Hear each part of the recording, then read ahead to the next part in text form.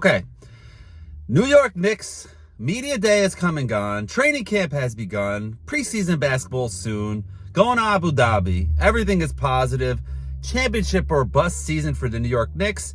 And it is legitimately possible that they can win a championship. What a world. What kind of alternate universe are we living in? I'm going to enjoy every damn second of this.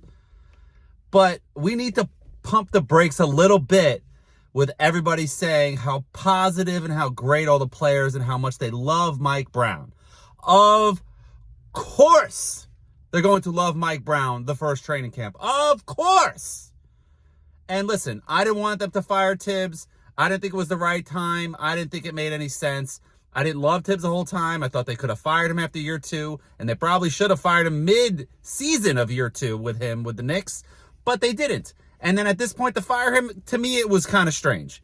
But fast forward, Mike Brown's here. Good hire. Could have been way worse, and we could have thrown this whole thing off track, but they didn't. The players are not going to be like, holy crap, we hate Mike Brown. He hasn't coached the game for them yet. They're not going to say anything negative. Right now, it's almost like having a substitute teacher in there. Tibbs was the coach. He was the mean guy. He did things his own way, stubborn, wouldn't listen to anybody besides Jalen or Josh and Rick Brunson.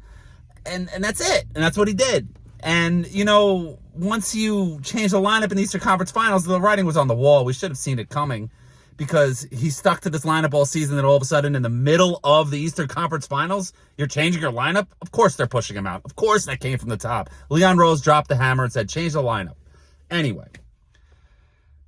Mike Brown is a good hire, but the players being so positive about the coach is not to be taken completely seriously because, of course, they're going to love a new coach that is like a substitute teacher, like I said.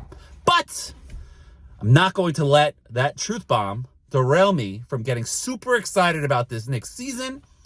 The New York Knicks are going to the NBA Finals. They have a legitimate shot to win the NBA Finals. Halliburton is gone. None of that bullshit is in the way. Tatum is gone. He wasn't even in the way because the Knicks beat that ass in the playoffs last year. I don't know what else you can do but be positive as a Knicks fan right now. Let's go, Knicks. I cannot wait for the season to start. The Mets are a bunch of fucking phonies. The Jets are rebuilding. We only got Knicks basketball for us Knicks, Mets, and Jets fans. So let's go, Knicks. Let's beat them.